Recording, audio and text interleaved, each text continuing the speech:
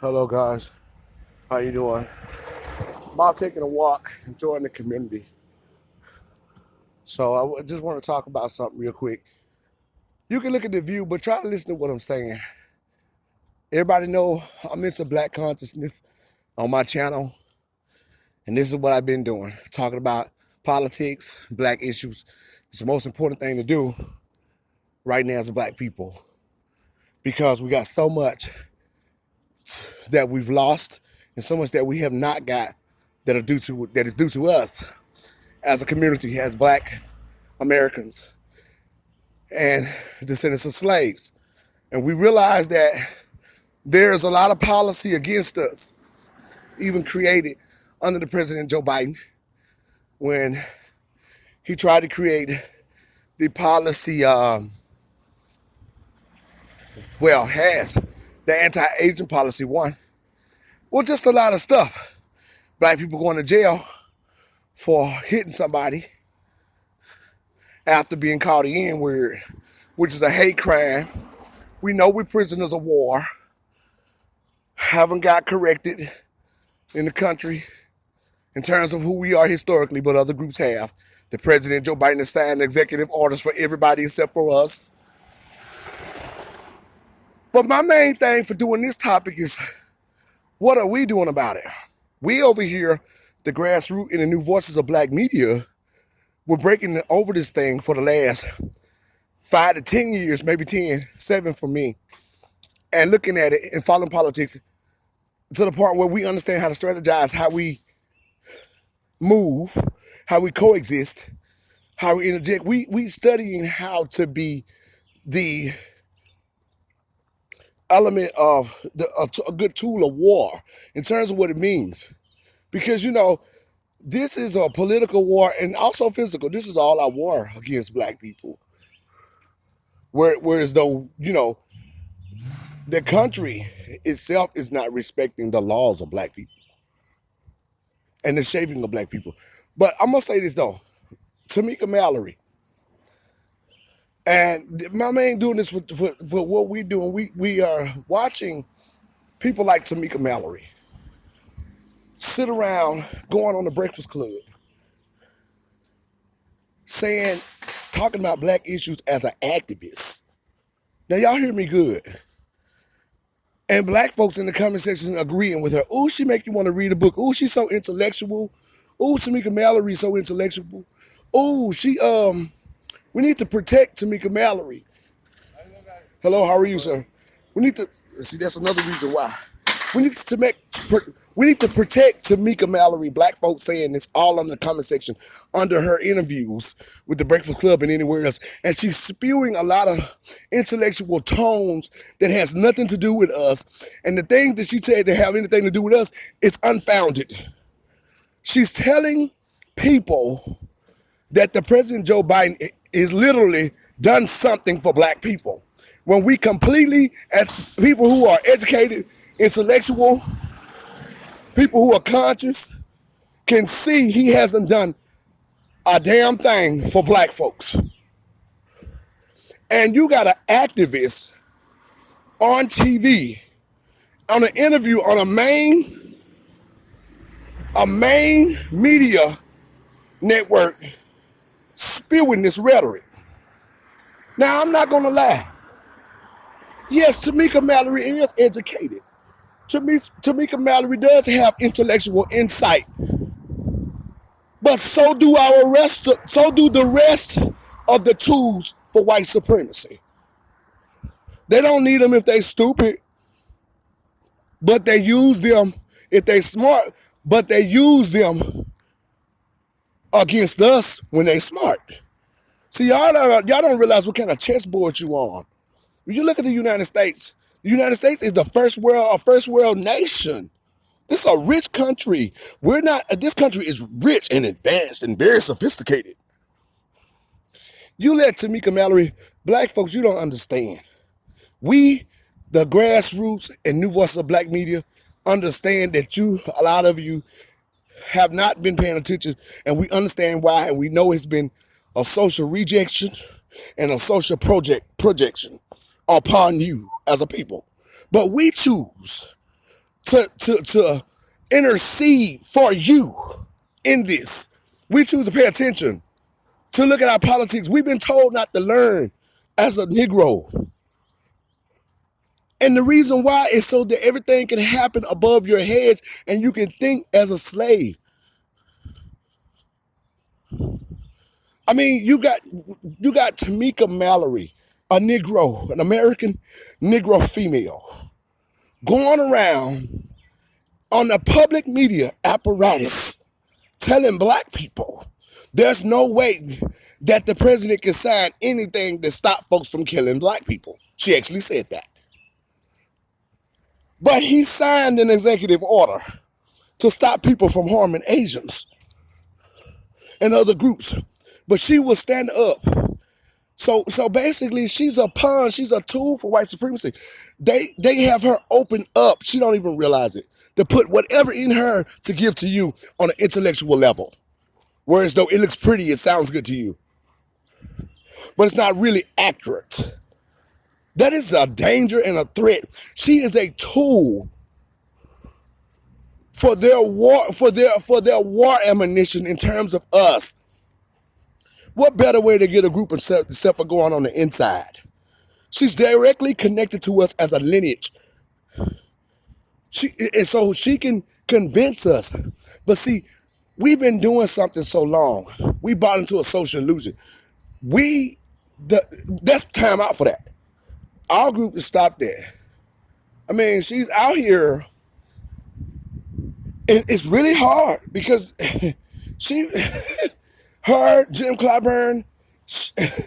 I mean, yeah, she's intellectual. She's very smart. I don't disagree. She's wrote books, of course, giving them to Cardi B. Cardi B has no damn business in our politics. That is offensive. We have enough smart people to be. What the hell are we using Cardi B in our politics for?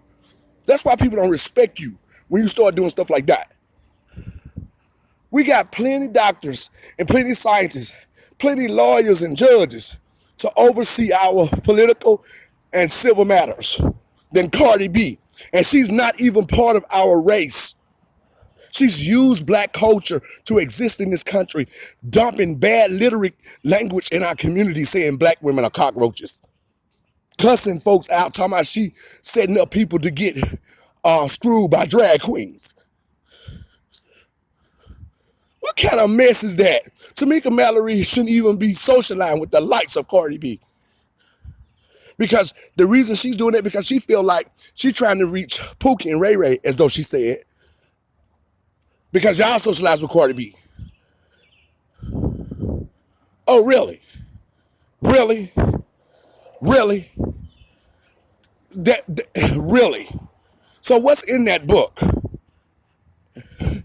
What's in that book? She can use anybody. She could have used Will Smith. She could have used Jay-Z. She could have used the Migos. The hell you using Cardi B nasty self for? Cardi B is nasty. Yeah, everybody dance to her music because she's a buffoon. But she's using black people culture to be who she is. Yeah, we'll act crazy and dance to her music, but I better not take her serious in my politics, in my laws, in my freedoms, in projected in my war for freedom. Are you crazy? Some of y'all are so far behind, it don't make no sense.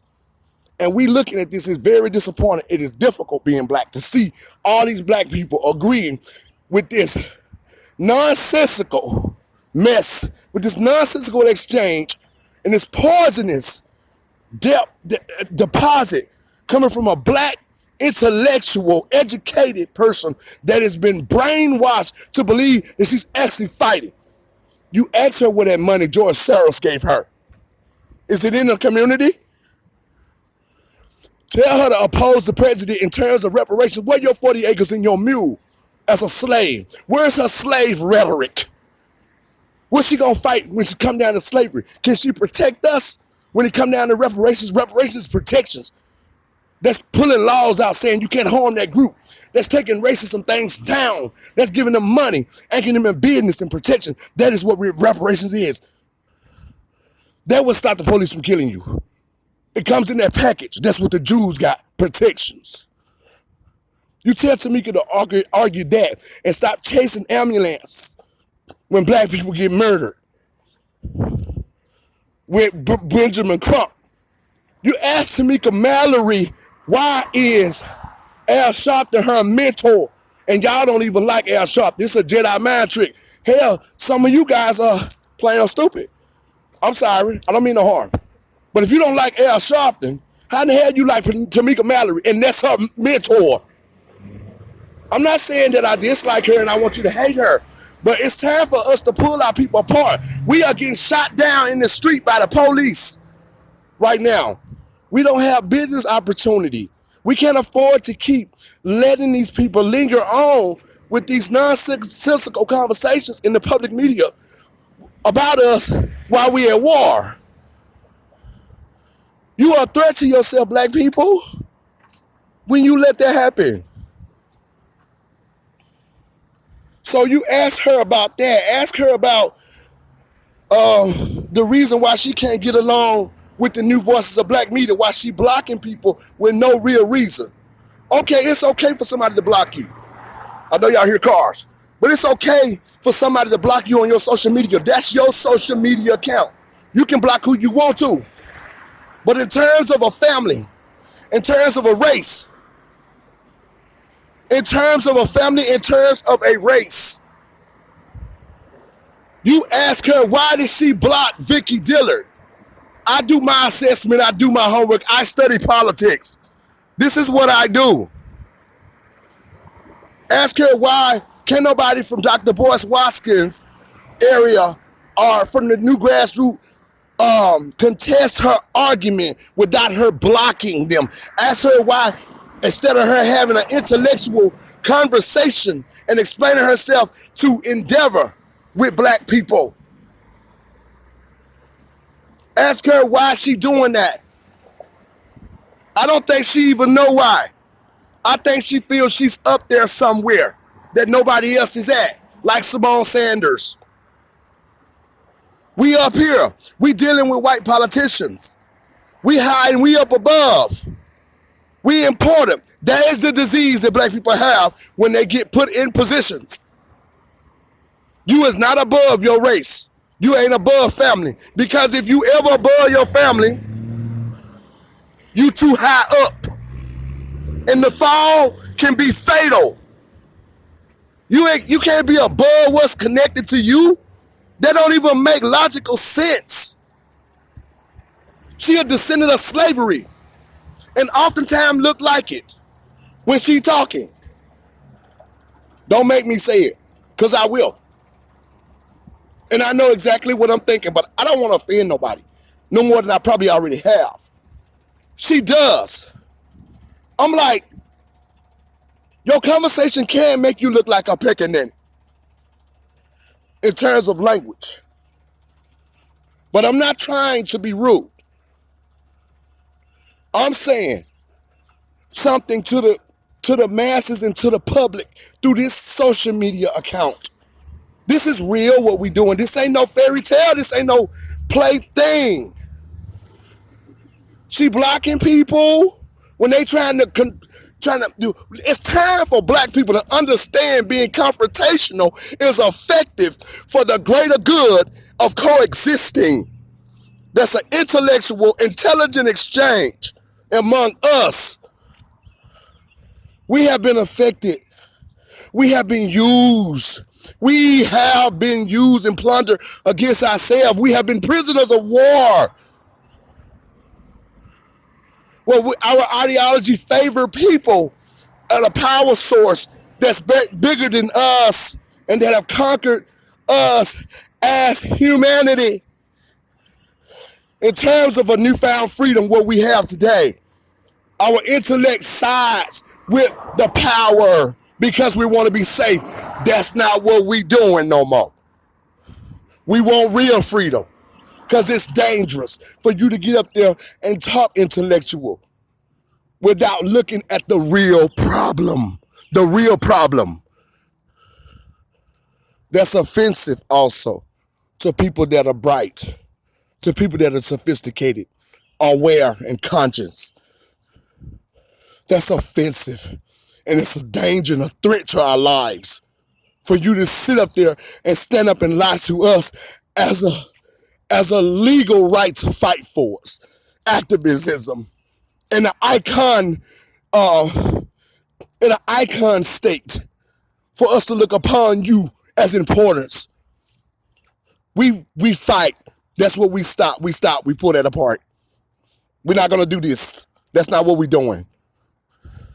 We want you to come home, change your mind, apologize, correct yourself. If you out here going against your own community, not knowing what self-preservation is, the first rule of law, that's not what Tamika Mallory is practicing. She's filled with conversation and ideology in big terms and whistleblower. She's talking about every other group, which is a danger and a threat.